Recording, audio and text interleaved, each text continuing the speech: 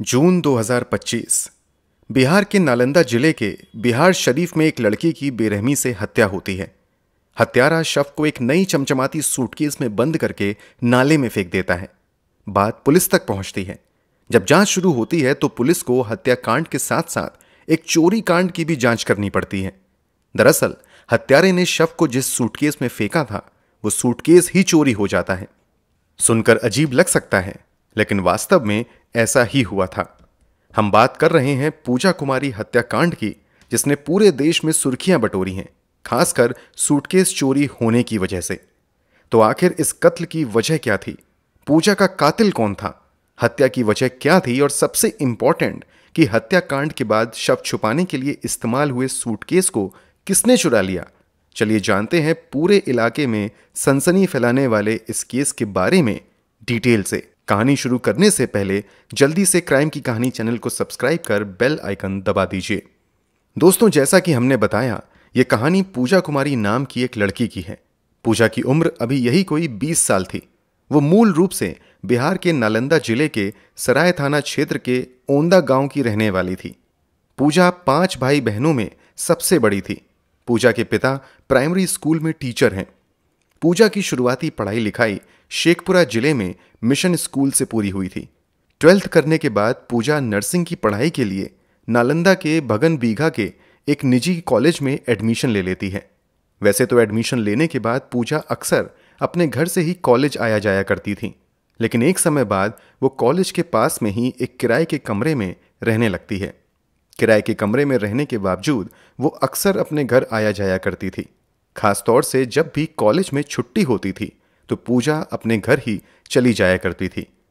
जून 2025 में भी वो अपने घर पर ही रह रही थी, लेकिन 17 जून 2025 को पूजा अपने घर वालों को बताती है कि कॉलेज से मैसेज आया है कि कॉलेज में एग्जाम होने वाला है। इस एग्जाम में शामिल होने के लिए कॉलेज से ड्रेस लेनी होगी, इसलिए कॉलेज से ड्रेस लेने की बात कहकर पूजा अपने घर से निकल जाती है। पूजा घर से कहकर गई थी कि वो देर शाम तक कॉलेज का काम पूरा करने के बाद वापस घर आ जाएगी, लेकिन पूजा घर वापस नहीं आती है। परिवार वाले पूजा की वापसी का इंतजार करते रहते हैं, लेकिन वो नहीं आती है। अक्सर पूजा अपने पिता से फोन पर बात कर लिया करती थी, लेकिन उस दिन देर होने के बावजूद भी वो पिता को फोन नहीं करती है। इंतजार करने के बाद उसके पिता नंबर डायल करते हैं, लेकिन पूजा का मोबाइल स्विच ऑफ बताता है। पूजा के लिए चिंतित परिवार अपने स्तर से पूजा से संपर्क करने की हर संभव कोशिश करते हैं, मगर नाकाम रहते हैं। रात में पूजा के पिता बिहार शरीफ नगर थाने में जाकर बेटी की मिसिंग रिपोर्ट दर्ज करवाते हैं। अब तारीख बदलकर हो चुकी थी 18 जून 2025। अब यहीं से पुलिस का एक्शन शुरू होता है। मामला एक जवान लड़की के गायब होने का था, इसलिए पुलिस वाले तुरंत हरकत में आते हैं। एसएचओ सम्राट दीपक की निगरानी में पूजा की तलाश शुरू होती है। शुरू के कुछ घंटों में पुलिस को कोई कामयाबी नहीं मिलती है, लेकिन एक छोटी सी टिप से पुलिस को इस केस में बड़ा ब्रेक थ्रू मिलता है। दरअसल पूजा के गायब होने की खबर आग की तरह इलाके में फैल चुकी थी। लोग अलग अलग कयास लगा रहे थे। इसी बीच पुलिस वालों को एक अनजान व्यक्ति जानकारी देता है कि उसने पूजा को आखिरी बार किसी अमित नाम के लड़के के साथ देखा है। अमित के बारे में जानकारी निकालने पर पता चलता है कि अमित कुमार नाम का लड़का मूल रूप से शेखपुरा जिले के बरबीघा का रहने वाला था, लेकिन फिलहाल ये भी बिहार शरीफ में ही कागजी मोहल्ला नाम की जगह पर एक किराए के घर में रहता था। पुलिस तुरंत ही अमित के किराए वाले कमरे पर दबिश देती है, तो वो इन्हें उसी कमरे में मिलता है। पुलिस को देखते ही अमित भागने की कोशिश करता है, लेकिन नाकाम रहता है। पुलिस वाले तुरंत ही अमित को हिरासत में ले लेते हैं और उससे पूजा के बारे में पूछने लगते हैं। शुरुआती बयान में अमित किसी भी रूप से पूजा को जानने से इनकार करता है, लेकिन जब पुलिस वाले थोड़ी सख्ती के साथ पूछताछ शुरू करते हैं तो अमित बताता है कि पूजा अब इस दुनिया में नहीं है। अमित बताता है कि उसने पूजा की हत्या कर दी है और उसके शव को वहां से लगभग 1 किलोमीटर दूर सोहसराय गर्ल्स हाई स्कूल के पीछे नाले में फेंक दिया है। तत्काल ही पुलिस की टीम भागते हुए अमित की बताई गई लोकेशन पर जाती है, लेकिन वहां पर पुलिस वालों को कोई शव नहीं मिलता है। अमित बताता है कि उसने हत्या के बाद शव को एक बड़े से नए सूटकेस में बंद करके यहीं फेंका था। स्कूल के पीछे काफी ज्यादा पानी भरा हुआ था। पुलिस वालों को लगता है कि शायद शव बहकर इधर उधर चला गया होगा, इसलिए सर्च ऑपरेशन के लिए एक और टीम लगाई जाती है। थोड़ी देर की मेहनत के बाद पुलिस वालों को पूजा की डेड बॉडी तो मिल जाती है, लेकिन यहां एक बड़ा ही अजीब ट्विस्ट भी सामने आता है। दरअसल अमित ने दावा किया था कि उसने शव को एक बड़े से सूटकेस में बंद करके फेंका था, जबकि पूजा का शव पानी के भीतर मिलता है। सूटकेस कहीं भी आसपास नहीं दिखता है। तो आखिर वो सूटकेस कहां चला गया? मतलब सूटकेस किसी ने चुरा लिया था। पुलिस वालों के लिए अपने आप में यह अनोखा मामला था, जहां हत्या के बाद शव छुपाने के लिए इस्तेमाल हुए सूटकेस की चोरी हो गई थी।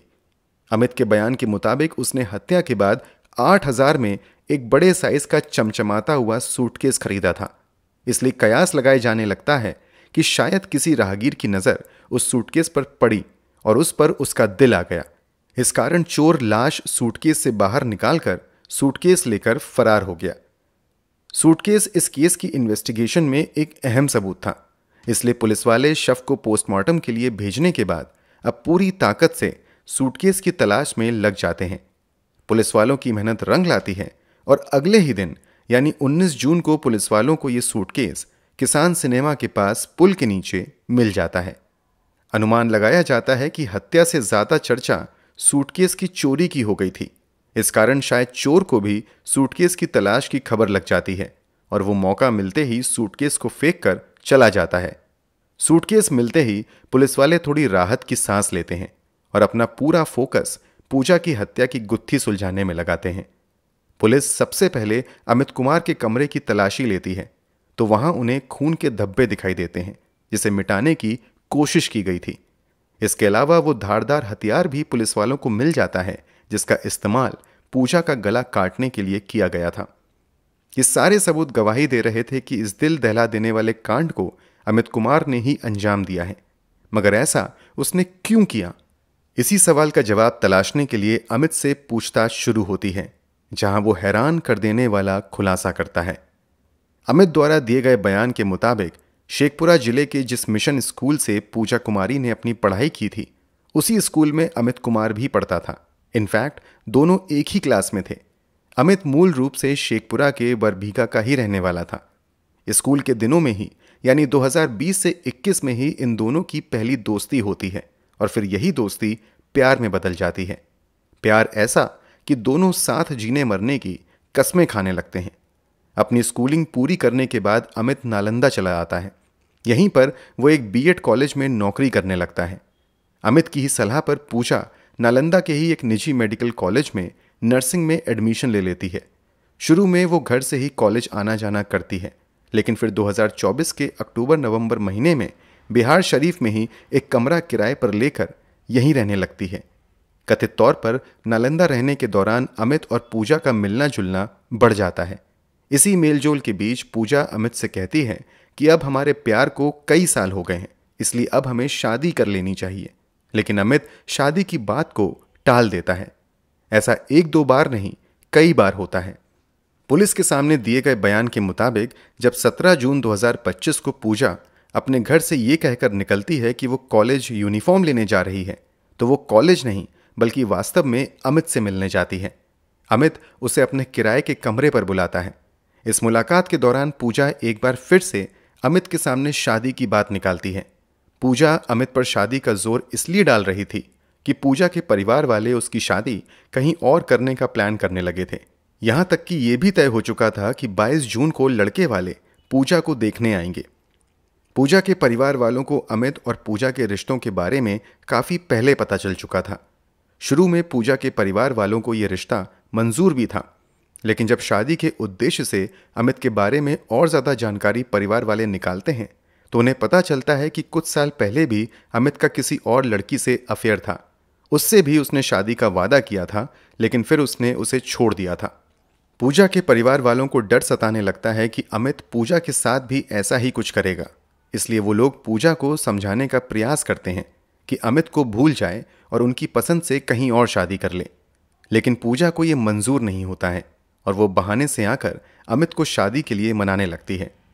अब अमित को लगने लगता है कि वो पूजा से पीछा नहीं छुड़ा पाएगा, इसलिए वो कमरे के अंदर मौजूद धारदार हथियार निकालता है और पूजा के गले पर वार करता है। पूजा इस हमले से बचने की कोशिश करती है मगर नाकाम रहती है। फिर बड़ी ही बेरहमी से अमित पूजा का गला रेत देता है। पुलिस को दिए गए बयान के मुताबिक अमित पूजा की हत्या करने के बाद डर जाता है और शव को ठिकाने लगाने के तरीकों के बारे में सोचने लगता है। जब उसे कुछ समझ नहीं आता है तो वो पास के ही एक निजी अस्पताल में काम करने वाले अपने दोस्त शशिकांत उर्फ आरफ को फोन करता है। शशिकांत भी नालंदा के वरबीघा का ही रहने वाला था। इस कारण उसकी दोस्ती अमित से थी। अमित उसे पूरी कहानी बताता है। अमित की बातें सुनकर शशिकांत अमित को बताता है कि ऐसे ही अगर शव को बाहर ले गए तो पकड़े जाने की ज्यादा संभावना है, इसलिए बेहतर है कि बाजार से एक बड़ी ट्रॉली खरीद लो, फिर उसी में भरकर सुनसान इलाके में शव को फेंक दो। अमित को शशिकांत का ये आइडिया पसंद आता है, लेकिन अकेले ये सब कुछ करने की हिम्मत अमित में नहीं होती है, इसलिए वो शशिकांत को ही मदद के लिए आने को कहता है। दोस्त की मदद के लिए अब शशिकांत भी इस गुनाह में शामिल हो जाता है।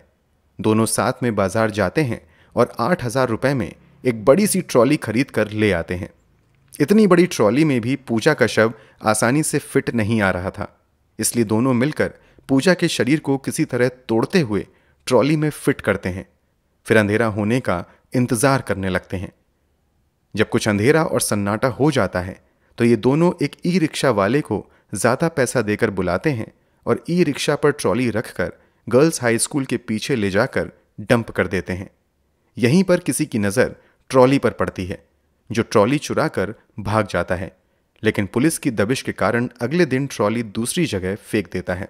वैसे कुछ रिपोर्ट्स में यह भी दावा किया जाता है कि अमित ने पुलिस को गुमराह करने के लिए खुद ही शव को गर्ल्स हाई स्कूल के पीछे पानी में फेंका था और ट्रॉली सिनेमा हॉल के पीछे पुल के नीचे ले जाकर फेंकी थी। पुलिस की पूछताछ के दौरान अमित यह भी बताता है कि उसने मजबूरी में शव को पास में ही ठिकाने लगाया था।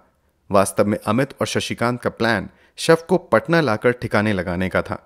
पटना आने के लिए शशिकांत अपने पिता की कार भी लेकर आ जाता है, लेकिन जैसे ही शशिकांत कार लेकर आता है उसके पिता उसे कॉल करते हैं कि मुझे अर्जेंटली कहीं कार से जाना है, इसलिए तुम तुरंत कार लेकर वापस आओ। शशिकांत वो कार वापस अपने पिता को दे आता है और इन दोनों का प्लान पटना आने का धरा रह जाता है। मजबूरी में ये दोनों शव नालंदा में ही ठिकाने लगाने का प्लान करते हैं। अमित के इस बयान के बाद पुलिस जल्द ही शशिकांत को भी गिरफ्तार कर लेती है। दोनों को अदालत में पेश करते हुए सलाखों के पीछे भेज दिया जाता है। फिलहाल इस मामले में पुलिस की इन्वेस्टिगेशन अब भी चल रही है।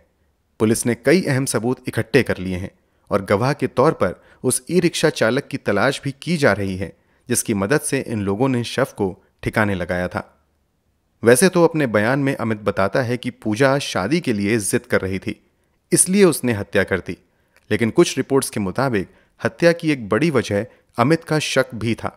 जब पूजा का एडमिशन नर्सिंग कॉलेज में होता है तो अमित को पूजा के स्वभाव में बदलाव महसूस होने लगता है। उसे शक होने लगता है कि शायद पूजा किसी और लड़के के साथ रिलेशनशिप में आ गई है। इस कारण वो पूजा को बुलाकर जान से मार देता है।